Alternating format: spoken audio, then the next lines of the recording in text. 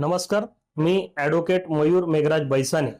काल धुळे महानगरपालिकेत एकूण 7 उमेदवारांचा स्वीकृत नगरसेवक पदाकरता नामनिर्देशन अर्ज दाखल करण्यात आलेला आहे. त्यामध्ये भारतीय जनता पक्षातर्फे 5, एमआयएम पक्षातर्फे 1 आणि शिवसेना राष्ट्रवादी गटातर्फे 1 असे एकूण 7 नामनिर्देशन अर्ज दाखल करण्यात आलेले आहे. परंतु हे 7ही उमेदवारांमध्ये डॉक्टर, वकील, इंजिनियर, पत्रकार, प्राध्यापक अशा विविध क्षेत्रातील एकही बुद्धिजीवी घटक नाही. सदरची बाब सर्व बुद्धिजीवी घटकांवर अन्यायकारक आहे.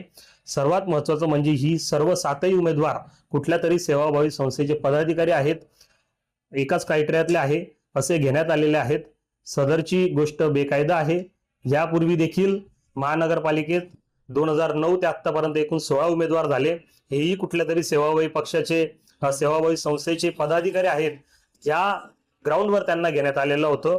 सदरची गोष्ट महाराष्ट्र महानगरपालिका नामनिर्देशन अर्हता व नियुक्त्या नियम 2012 ला कुठेही अभिप्रेत नाही.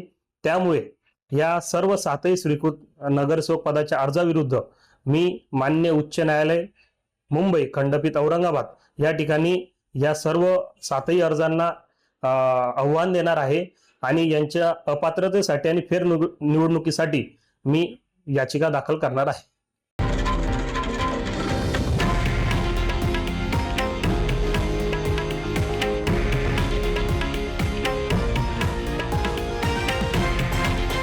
हे आहे देशातील नंबर 1 न्यूज नेटवर्क आणि आपण पाहत आहात TV9 मराठी, एकमेव.